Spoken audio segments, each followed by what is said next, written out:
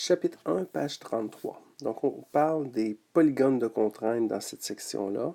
Et pour les deux exemples qui suivent, on va vraiment s'intéresser à savoir la différence entre un polygone de contrainte qui est dit borné et un polygone qui est non borné. Donc, notre premier exemple, on a trois droites à tracer. Donc, la première, y est supérieure ou égale à 2. On a une variation nulle. Donc, y est égal à 2, c'est la droite que je viens de tracer. On est supérieur, donc on va avoir des points qui répondent à notre inéquation au-dessus de cette droite-là. Deuxième droite, y est supérieur ou égal à 0,5x. 0,5, c'est équivalent à 1 demi-x.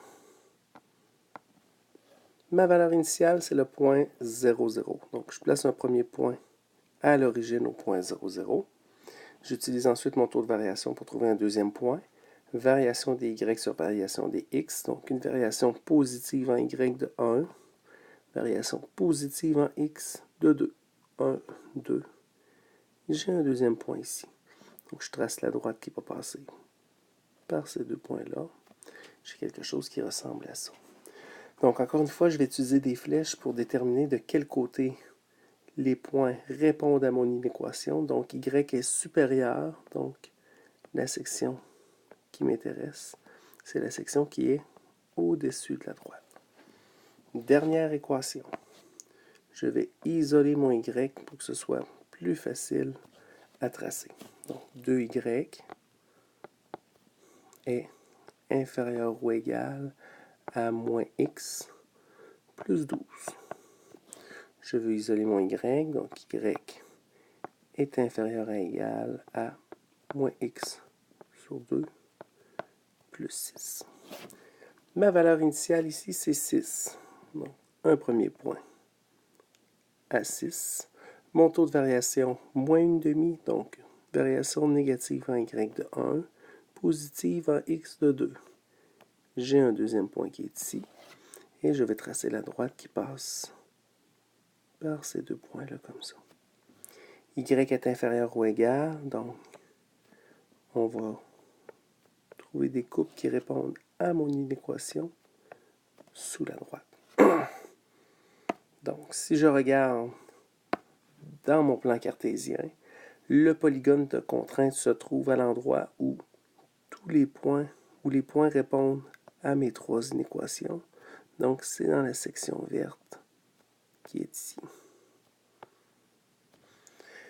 Si j'analyse ma section verte, on voit que de ce côté-ci, donc juste ici, mon polygone de contrainte n'est pas fermé. Donc, puisque mon polygone n'est pas fermé de ce côté-ci, on dit que mon polygone, il est non borné.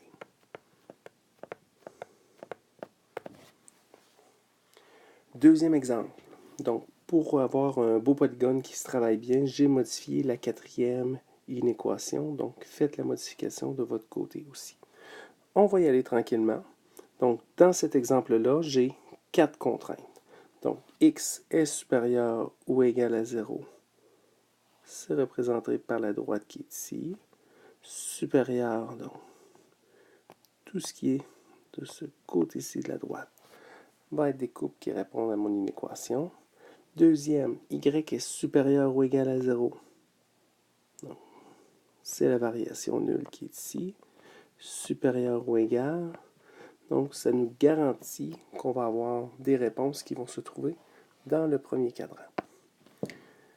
Troisième inéquation, on va isoler le y pour que ce soit facile à travailler. Donc, y est supérieur ou égal à moins x sur 2 plus 6.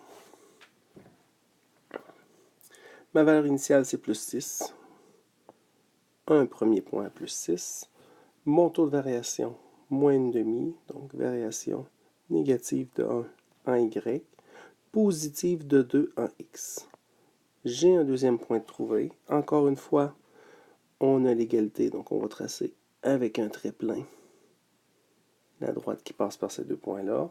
Y est supérieur ou égal, donc les coupes qui répondent à notre inéquation sont au-dessus de cette frontière.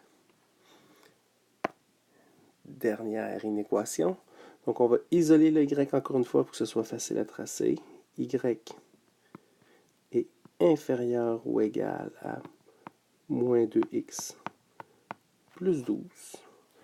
Plus 12,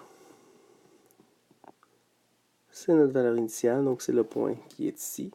Notre taux de variation, moins 2x, moins 2 sur 1. Donc, variation négative de 2 en y. 1, 2. Positive de 1 en x.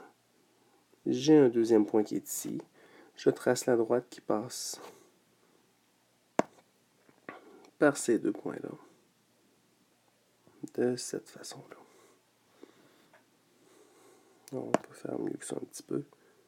De cette façon-là ici. Y est inférieur ou égal, donc à l'aide de flèches, on va tracer sous la droite. Et là, si on porte attention, on regarde dans quel endroit de notre plan cartésien chacune des droites va avoir des solutions. Donc, c'est vraiment dans cette section-ci, donc dans la section verte encore une fois, que notre polygone de contrainte se trouve. Donc, dans la section verte qui est ici, les points qui sont dans cette section-là sont une solution pour chacune de nos inéquations.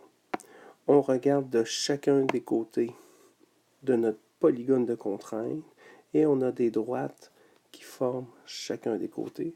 Donc, on a un polygone de contrainte cette fois-ci qui est borné.